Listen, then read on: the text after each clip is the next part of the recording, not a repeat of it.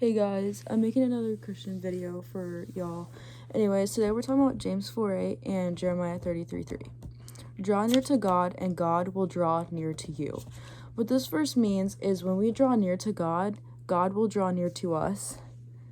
Sorry, my phone just went to 20%. Anyways, and then we have Jeremiah 33:3. Call to me, and I will answer you, and I will tell you great and mighty things which you do not know. So, the world is filled with many things to bring us farther from God. If we're not going to make an effort to draw near God every single day, we will drift away from God. Progress requires hard work. If you don't get closer to God from doing nothing. Of course, it's like going to the gym and you're going to get stronger. So you go to the gym to get stronger. And if you don't go, let's say you don't want to go to the gym. Okay. You're just going to get weaker. You want to get weaker? Then just don't go to the gym. Just go to the couch, just bed rot or something. Even if it's small steps, just get closer with God, that's perfect. Spending 30 more seconds in prayer, reading more scriptures, changing the music you listen to is really going to get you closer to God. And just those little small steps, those little things will get you closer to God. Those simple things. Anyways, if you always do what you feel like doing, you're never going to go anywhere in life. That's so true.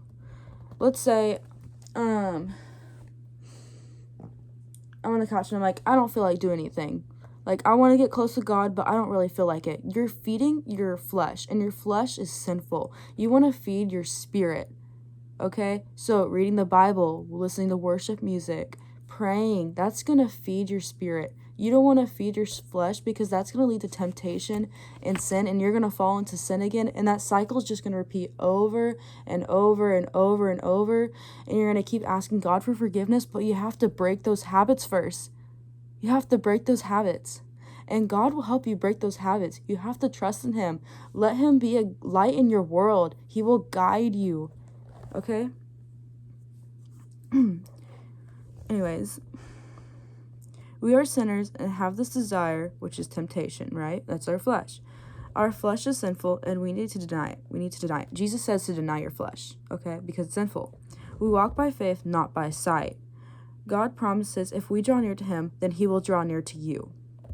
God is faithful, remember that. Which means He's loyal, and we can trust He has a plan for us. God has a plan for us, and it's going to bring you greater good. Don't follow your plan. You're just going to dig yourself in the dirt if you follow your plan. If you follow God's plan, it's going to lead you down the right path. No matter what happens in your life, if you lose somebody, if you lose a pet, just trust in God. Trust in God, because there is a plan. There is a great plan for you out there. You just have to trust in Him, okay? So, draw near to God and don't drift away from Him. Don't listen to the world, because if we're working on the world right now with worldly things, none of those worldly things are going to make it to heaven with us. No. So we need to focus on God. The only thing that's probably going to make it to heaven is literally your soul. Not computer I have over here. This book right here I have. My Stanley. None of that's going to make it into heaven. Why should I make a whole collection of Stanleys or something? Or collect money and possess over it? Or keep listening to music every day? Buy every album there is? No. That's not going to make it into heaven, because you're either going to go to heaven or hell. And none of that's going to be with you there. When you go to hell, you're going to be eternally separated from God. So why should we drift away from God? Because hell is horrible. Y'all don't know how horrible it is. It's horrible. Gnashing of teeth, it's a lake of fire. Literally a lake of fire. Do you want to go burn? The suffering's horrible. And what's worst of all is that you're eternally separated from God. You don't want to be eternally separated from God, because you're never going to feel love. You're never going to feel peace. You're never going to feel compassion or grace or any of that.